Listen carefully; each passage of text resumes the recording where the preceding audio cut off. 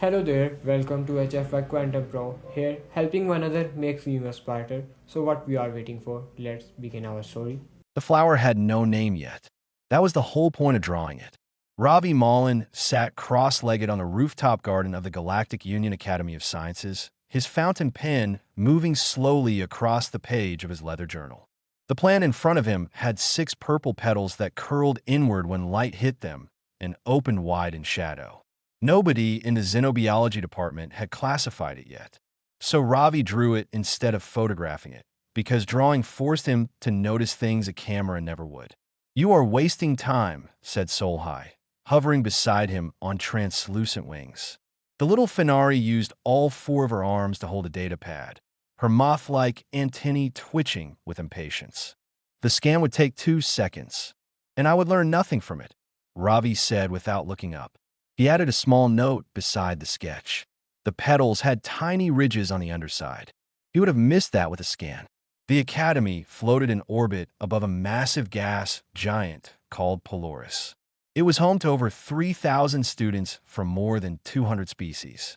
There were beings made of crystal who sang to communicate, slug-like creatures who oozed their way through advanced mathematics, and tall insectoids who could build machines with their bare mandibles.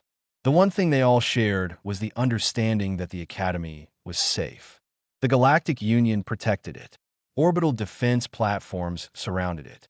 Weapons were forbidden inside its walls. It was sacred ground for learning, and nobody had ever been foolish enough to attack it. Ravi capped his pen and looked out at the stars beyond the garden dome. Somewhere out there, 3 systems away, a Drask fleet had been spotted. The Drask were raiders. Reptilian, massive, brutal. They harvested worlds for biological resources, genetic data, living specimens, anything they could sell or weaponize. Most civilized species avoided them the way small animals avoid large predators. You did not fight the Drask. You simply hoped they passed you by. Dean Orith had addressed the Academy that morning, his enormous crustacean body filling the stage of the main hall. "There is nothing to worry about," he had said in his deep, slow voice. "The Drask patrol is routine. Our defense grid is fully operational. Please return to your studies." Ravi had watched the Dean's claws during that speech. They were trembling. "You are doing that thing again," Solhai said. "What thing?" "Where you go quiet and start noticing things that make me nervous." Ravi smiled and closed his journal. "Come on, let us check on Ren." They found Ren Gallagher on level 4, elbow deep in an atmospheric processing unit. The human engineer from New Zealand had grease on her face and a wrench in her teeth. She pulled her head out of the machine when she saw them coming. "The recycler on this level has been running hot for a week," Ren said, wiping her hands. "Nobody files a maintenance request because nobody on this level breathes oxygen. They do not care if the O2 mix drifts." "But you care," Ravi said. "Someone has to." She noticed his journal tucked under his arm. "Still carrying that thing everywhere? You know, data pads exist, right? They invented them. There was a whole ceremony. My grandmother gave me this pen," Ravi said, holding up the silver fountain pen. It was old and slightly scratched, with a fine nib that he cleaned every evening. She said the most important thing a person can do is pay attention. And you pay better attention when you write slowly. Ren snorted. "The most important thing a person can do is fix the air recycler before level 4 turns into a sauna." Ravi helped her with the repairs. Solhai handed them tools using all 4 arms, which made her faster than any assistant Ren had ever worked with. They talked about classes, about their research projects, about the strange food in the cafeteria that week. Normal things. Safe things. It was Solhai who noticed first. Her antennae went rigid, straight up perfectly still. In Finari body language, that meant danger. Not mild concern. Not curiosity. Danger. "What is it?" Ravi asked. "Listen," Solhai whispered. They listened. The atmospheric processor hummed. The lights buzzed faintly. The station creaked the way stations always do, metal expanding and contracting in the cold of space. But underneath all of that, nothing. The orbital defense grid produced a constant low-frequency vibration that traveled through the station's hull. Every student learned to ignore it within their first week. It was like a heartbeat. You forgot it was there until it stopped. It had stopped. Rin put down a wrench. That is not a malfunction. Ravi opened his journal and began writing. Fust, what are you doing? Solhai asked, her voice rising. Writing down everything I noticed about the dean's speech this morning. The patrol route data he mentioned. The grid maintenance schedule. Ravi looked at both of them. If someone disabled the defense grid without triggering an alarm, they had inside access. They planned this. Planned what? Ren asked. The answer came as a sound, deep, metallic, final. 3 heavy impacts against the outer hull, spaced evenly. Docking clamps. Ships attaching themselves to the academy like parasites finding a host. Ravi closed his journal and slipped the pen into his pocket. That, he said quietly. Somewhere below them, the screaming began. Nobody had ever told Solhai what a predator smelled like. She found out when the doors of the central atrium broke open and 40 Drask soldiers walked through. They were enormous. Each one stood nearly 3 meters tall, covered in thick gray-green scales that overlapped like armor plating.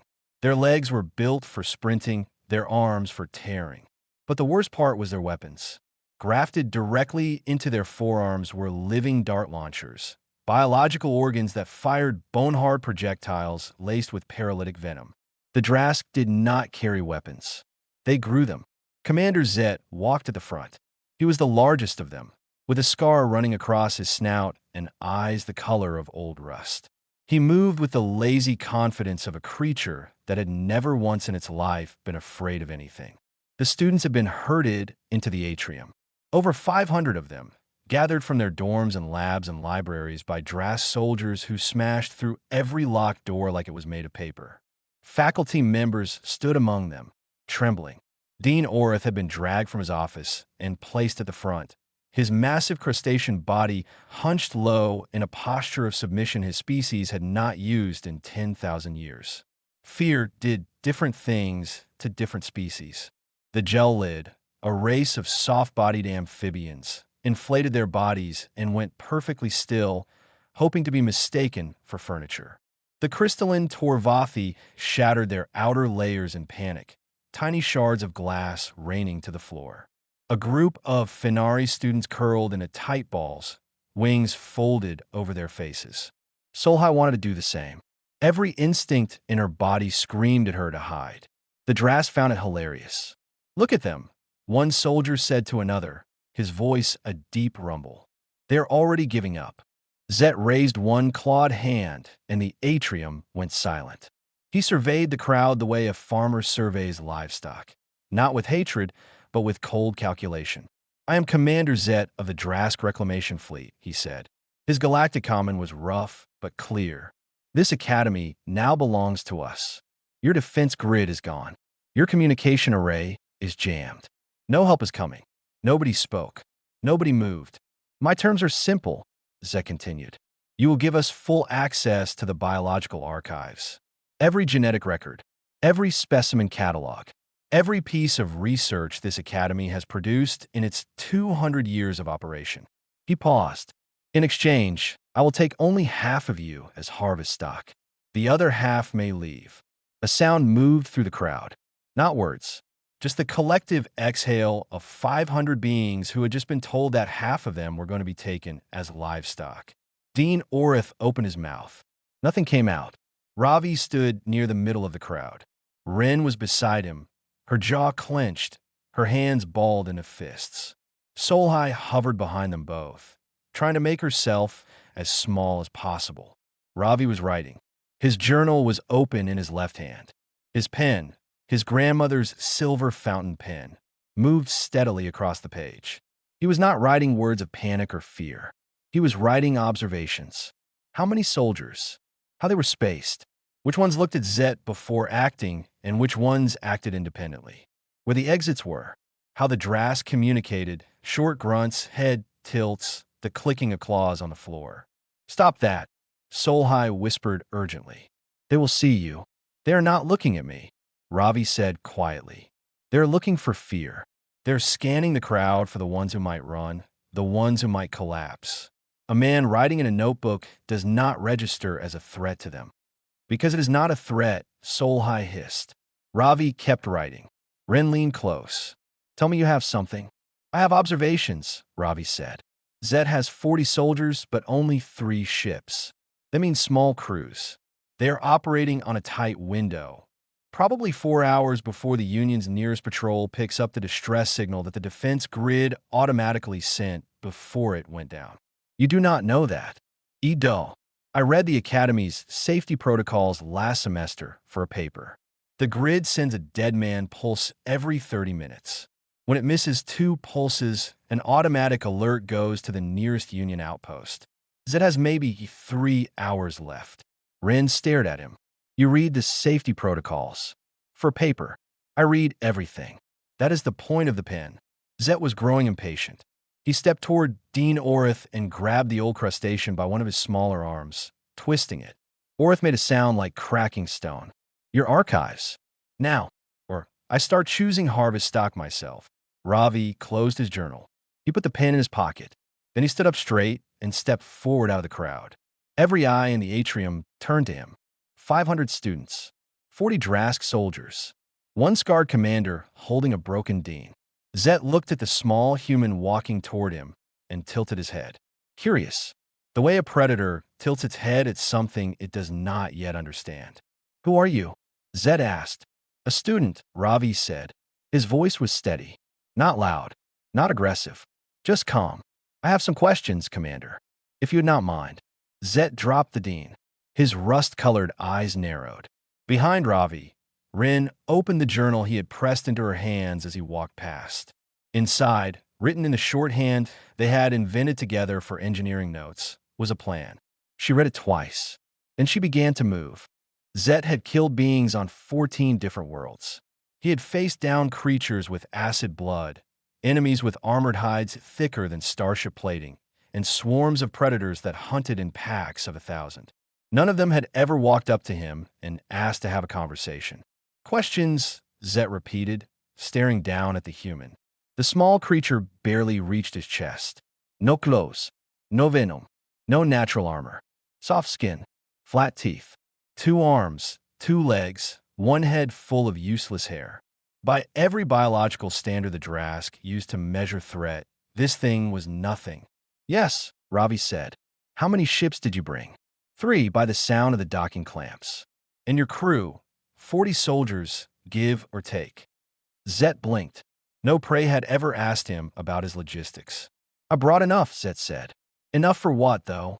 Ravi continued, his tone genuinely curious, as if they were discussing a research paper.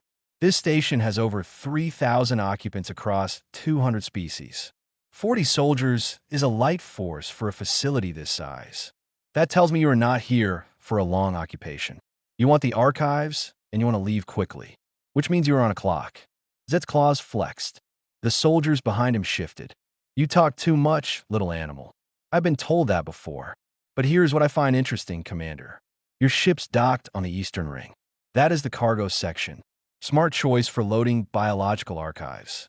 But the Eastern Ring shares its atmospheric system with levels 5 through 8. Did your intelligence report mention that? Zet said nothing. His eyes narrowed to slits. Behind the crowd, Rin was already gone. She had read Ravi's shorthand notes 3 times to make sure she had them right. The plan was insane.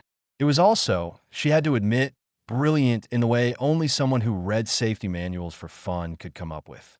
She moved through the maintenance corridors that ran behind the Academy's walls. These narrow passages were used by engineering staff for repairs and were too small for the Drask to patrol. Rin was not a small woman, but compared to a 3-meter reptile, she might as well have been a mouse in the walls. Level 7. The Atmospheric Control Hub. That was the target. The Academy's air system was a masterpiece of engineering. It maintained breathable conditions for over 200 species simultaneously, adjusting gas mixture zone by zone. Oxygen here, methane there, nitrogen everywhere as a buffer gas. The system could be controlled manually from the hub on level 7. Ravi's notes have been specific.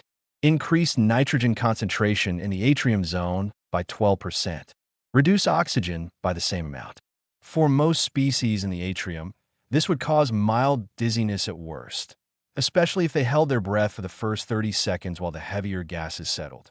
For humans, it was uncomfortable but manageable.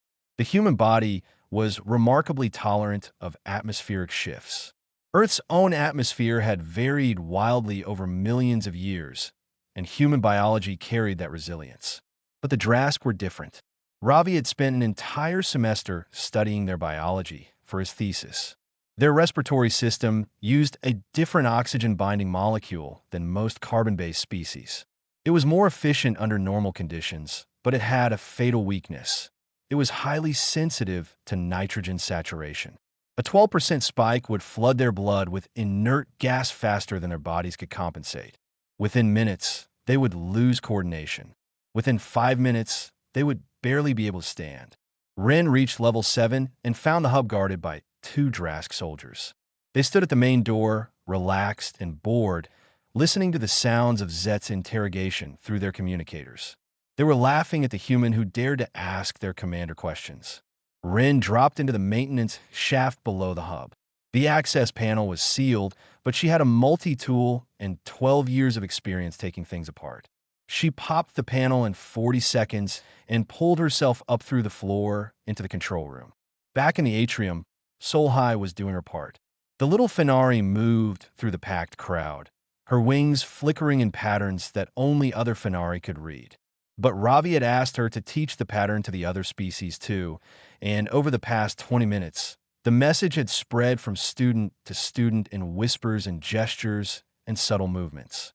When the lights flicker, hold your breath for 30 seconds. Nobody asked why. By now, everyone in the atrium understood that the calm human with the pen was doing something. They did not know what, but they trusted it. Because in a room full of beings who had frozen in terror, he was the only one who had stood up. Zet grabbed Ravi by the throat and lifted him off the ground. Ravi's feet dangled. He could not breathe. The Drask commander's grip was like a steel vise. "What are you doing, little animal?" Zet growled. "Why are you not afraid?" Ravi could not speak with those claws around his neck, but he managed to reach into his pocket and pull out his pen. He held it up, shaking, as if to say, "This is all I have." Zet snatched the pen and threw Ravi to the ground. He examined the small silver object with contempt, then dropped it and crushed it under his foot. The barrel cracked. Ink spread across the white floor tiles in a dark, branching pattern. Ravi coughed and looked at the broken pen. The ink, the spreading stain. He smiled. "That pen survived 3 generations of my family," he said, his voice raw. "You will not outlast the ink." A young Drask named Norse stood at the back of the formation, watching. He had never seen Prey smile at a commander before. Something about it made his scales itch. Deep in the floor beneath them, a single tap rang through the pipes. Ren's signal. Ravi breathed in. Deep. Slow. It was starting. Ren's hands were steady. That surprised her. She had expected them to shake when the moment came. But they moved across the atmospheric control panel like they were tuning an engine back home in her father's workshop. Muscle memory. Calm hands. Terrified mind. The control hub was a curved room lined with screens and dials, each one managing the air supply for a different zone of the academy. Zone 14 was the central atrium. Ren pulled up its settings and studied the numbers. Oxygen at 20%, nitrogen at 78%, carbon dioxide traces for the plant-breathing species. Standard breathable mix. She needed to push the nitrogen to 90% and drop the oxygen to 8%. Not for the whole station. Just Zone 14. Just the atrium. Her fingers hovered over the controls. She thought about the 500 students down there, about the Fenari and the Gellid and the Torvathi and all the other species she had learned to live beside over the past 3 years. If Solhai's message had not reached everyone, if someone panicked and breathed too deeply in those first 30 seconds, they could be hurt. But if she did nothing, half of them would be taken as livestock. Ren entered the commands and set a 30-second delay. Then she tapped the old water pipe that ran along the wall. One sharp knock, the signal she and Ravi had agreed on. She heard it echo down through the floors, through the bones of the station, all the way to the atrium. Then she hit execute. In the atrium, the lights flickered. Every non-Drask student held their breath. Some had been told by Solhigh's wing code network. Others had been told by whispered translations. A few simply saw everyone around them stop breathing and did the same. 500 beings, silent and still, lungs locked. The atmospheric vents along the atrium ceiling shifted. The sound was subtle, a change in the pitch of the airflow, nothing more. New air poured in, heavy with nitrogen, low on oxygen. For the first 15 seconds, nothing happened. Then the Drask began to feel it. It started as a tingling in their extremities. Fingers that would not close properly. Tails that dragged instead of balancing. One soldier near the door stumbled and caught himself on the wall. Another shook his head as if trying to clear water from his ears. Zet felt it too. A heaviness in his limbs. A fog creeping into his thoughts. He looked at his hands and saw his claws trembling.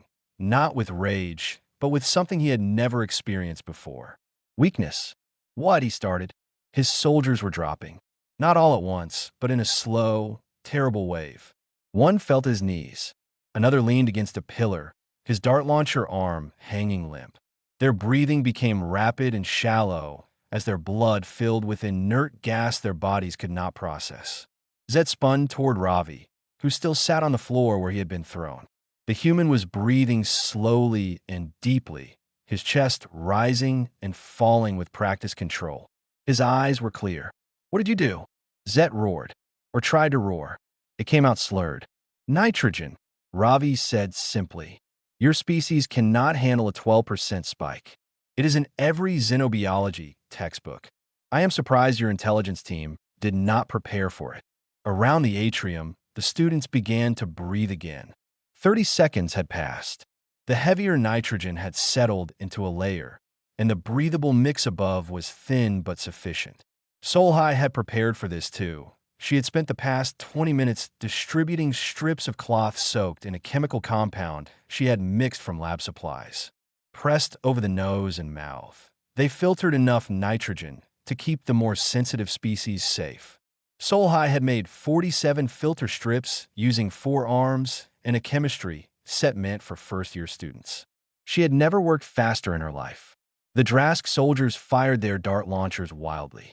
Bone projectiles hit walls, shattered against pillars embedded in the ceiling. But their aim was gone.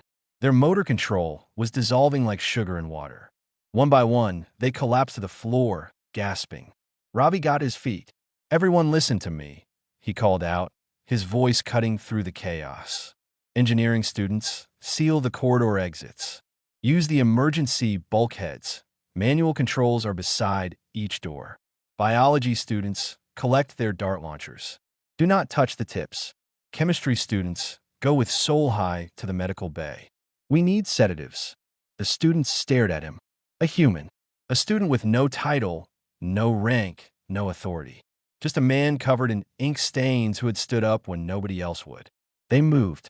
Dean Orith, still crouched on the floor where Zet had dropped him, watched as his students organized themselves with a speed and coordination he had never seen in 30 years of running the academy. The human had turned a room full of terrified prey animals into a functioning team in less than a minute. Ren's voice crackled over the intercom. She had reached the communication array on level 9. "Ravi, I am locking the docking clamps on their ships. They are not leaving, and I am broadcasting a distress signal on Union military frequencies. Wideband. If anyone is out there, they will hear it." "Good," Ravi said. "How long?" "If the nearest patrol responds, maybe 2 hours. Then we hold for 2 hours." Nor, the young Drask, lay on the floor with his weapon beside him. His vision was blurred and his thoughts were slow, but he could still see. He watched the human organize the other species. He watched the little moth creature hand out filter cloths with 4 trembling arms. He watched beings who had been paralyzed with fear 10 minutes ago, now working together as if they had trained for this.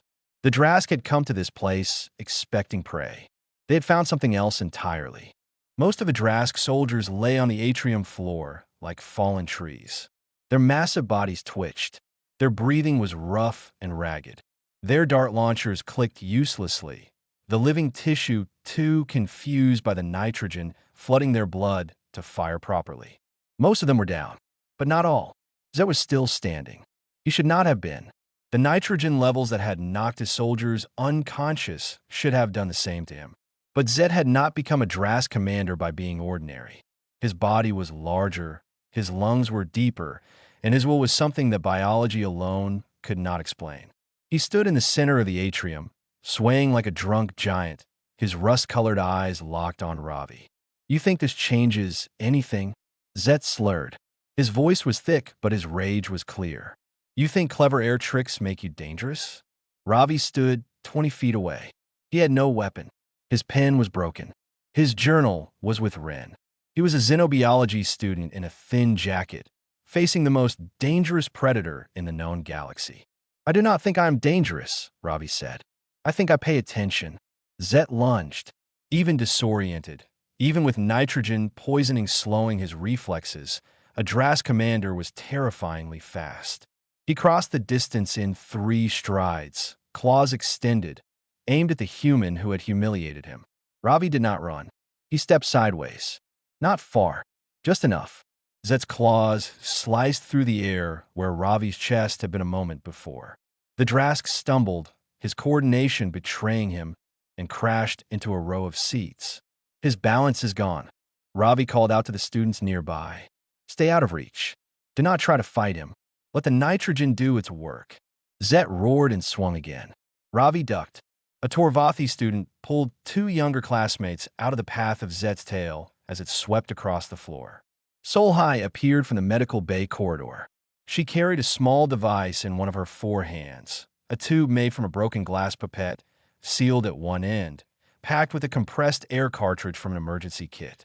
In the tip sat a tiny dart no bigger than a fingernail, soaked in a sedative she had synthesized from the medical bay supplies. It was not elegant. It was not precise. It was a weapon built by a first-year chemistry student using 4 shaking hands and whatever she could find. Zet turned toward Ravi again. His movements were slower now. The nitrogen was winning, but he was still a 3-meter wall of muscle and rage, and his claws could still tear through steel. "Commander," Ravi said, and his voice was not mocking. It was almost sad. "You came here thinking this place was full of prey, animals to be harvested, but you made a mistake. You measured threat by claws and teeth and venom. You never thought to measure it by what happens when frightened people decide to stop being afraid. You are still prey," Zet growled. He took another step. His legs buckled slightly. He caught himself. "Maybe," Ravi said, "but prey that works together is something your species has never had to face." Zet charged one final time. He was slower now, much slower, but 300 kilograms of Drask muscle was still deadly at any speed. Ravi held his ground. Solhai fired. The tiny dart flew across the atrium and struck Zed in the soft tissue behind his jaw, the one gap in the Drask's natural armor, a detail Ravi had included in his thesis notes and Solhai had memorized. The sedative entered his bloodstream instantly. Zed took 2 more steps, then 1. Then his legs gave out completely, and he hit the floor like a building collapsing. The impact shook the tiles. Ink from Ravi's broken pen splattered upward from the stain on the floor, speckling Zet's face with dark spots. Silence. Then Solhai lowered her makeshift dart gun and said, in a very small voice, "I have never been brave before. I did not enjoy it." Ravi laughed. It was an exhausted, broken sound, but it was real. Several students nearby laughed too. Then more. The sound spread through the atrium like warmth returning to a cold room. At the back of the atrium, Nor lifted his head from the floor. His weapon lay beside him. He looked at it. Then he looked at the students who were already moving to restrain the fallen Drask soldiers with cables and straps from the engineering supplies. Nur pushed his weapon away from himself. Then he put his claws flat on the floor, palms up. In Drask body language, it was the oldest gesture of submission, one that had not been used in living memory, because the Drask never submitted to anyone. 2 other young soldiers saw him do it. After a moment, they did the same. Ren's voice came over the intercom again. "Ravi, Union Patrol just responded. 2 warships, 90 minutes out." "Copy that," Ravi said. He looked around the atrium. Engineering students were welding the doors shut. Biology students had collected every dart launcher and sealed them in specimen containers. Solhi's chemistry team was synthesizing more sedative, enough to keep 40 Drask unconscious for days if needed. Dean Orith walked up to Ravi. The old crustacean's body was battered, and his smaller arm hung at a wrong angle. But he stood straight. "How did you know?" the dean asked. "How did you know their weakness?" Ravi bent down and picked up the cracked barrel of his grandmother's pen from the ink-stained floor. He held it gently, like something precious and broken. "I read, Dean. I observe. I write things down." He looked at the pen. "That is all humans have ever done. It has always been enough." 3 days after the attack, the rooftop garden still smelled like smoke. The Galactic Union warships had arrived 92 minutes after Ren's distress call. By then, there was nothing left to fight. The Drask soldiers were unconscious, restrained, and locked in converted cargo bays. Their ships were clamped to the station with their engines disabled. The Academy students had done everything themselves. The Union officers who boarded the station expected to find massacre.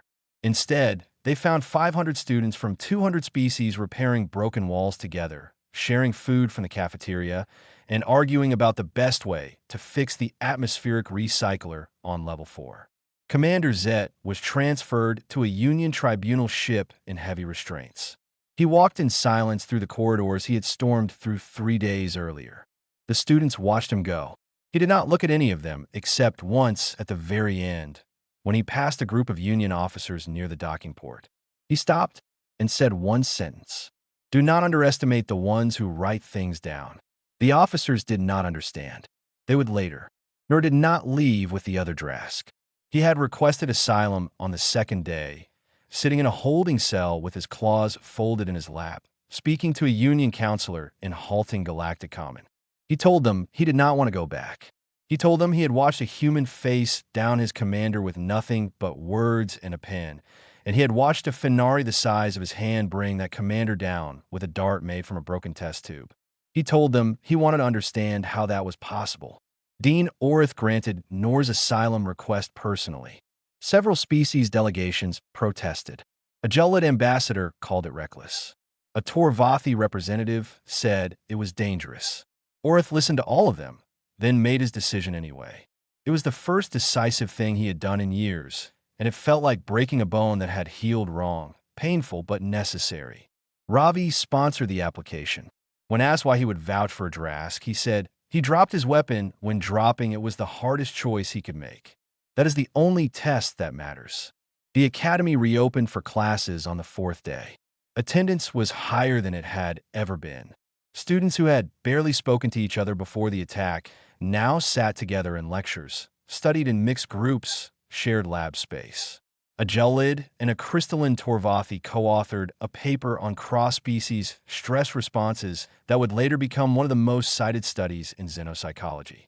3 Fenari students enrolled in the engineering program after watching Ren take apart a communication array with a multi-tool and sheer stubbornness.